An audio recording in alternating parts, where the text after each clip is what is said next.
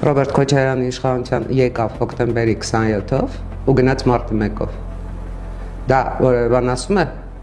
կարծում եմ շատերին շատ հասելիք ունի ընդամենը այդքանը։ Մենք դեռ մինչև հիմա Ռոբերտ Քոչարյանի որոշումների տակից չենք կարողանում դուրս գալ, մասնավորապես իր իշխանության վերջին օրերին, փետրվարին, Ռուսաստանի Դաշնությանը կոնցեսիոն կառավարման հանձնված երկաթուղու հարցը, որը հենց հիմա մեզ համար դամոկլյան սուր է դարձել։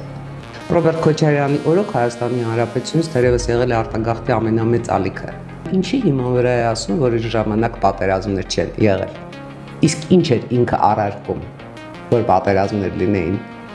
Իսկ ինչ է արել ինքը, որպեսզի 1999 թվականի հոկտեմբերի տվյալներով Հայաստանի Հանրապետության ամենամարտունակ բանակը տարածաշրջանում մնա մարտունակ։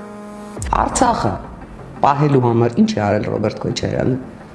Դատարկել է Արցախը։ Արցախցիներով լցրել է Հայաստանն ու ընդարձակ Ռուսաստանի տափաստանները, թե տնտեսական ծրագրեր է իրականացրել Արցախում, վերաբնակեցրել է ազատագրված շրջանները։ Եթե դաշտում մենք ուզում ենք ունենալ մրցակցային ընտրություն, ժողովրդավարական ընտրություն, պարզ է, չէ՞ որ Սամվել Կարապետյանի ուժեղ Հայաստանը արդեն բոլոր հնարավոր օրենքները բազմիցս խախտել եւ ստեղծել է բացարձակ անհավասար պատկեր։ Համենայն դեպս եթե վերցնենք միայն գովազդին հատկացված գումարները, այնպես որ եթե մենք ուզում ենք որ Հայաստանի Հանրապետության միջին վիճակագրական ընտրողը իրոք ընտրություն ունենա,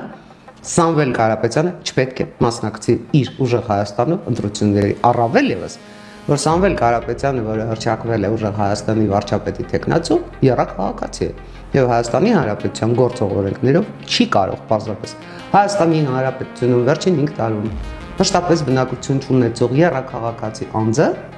լինել վարչապետի տեխնացու։ Ասում են նաեւ որ ընտրվելու դեպքում Սամվել Կարապետյանը կհրաժարվի մյուսի։ Իսկ ինչու հիմա չի հրաժարվում։ Հարցը դնում ենք իրավական հարթության վրա, հարցը դնում ենք ֆինանսական հարթության վրա։ Բայց եկեք ինքներս մեզ հետ մի քիչ էլ արդար ու ազնիվ լինենք, իսկ կա բարոյական իրավունք։ Բարոյական իրավունք։ Ընդհանրապես ով է Սամվել Կարապետյանը, մեծ բարերար Սամվել Կարապետյանը, որ գա եւ Հայաստանի Հանրապետությունում փորձի դառնալ վարչապետ։ Չեն անցել այդ ժամանակները։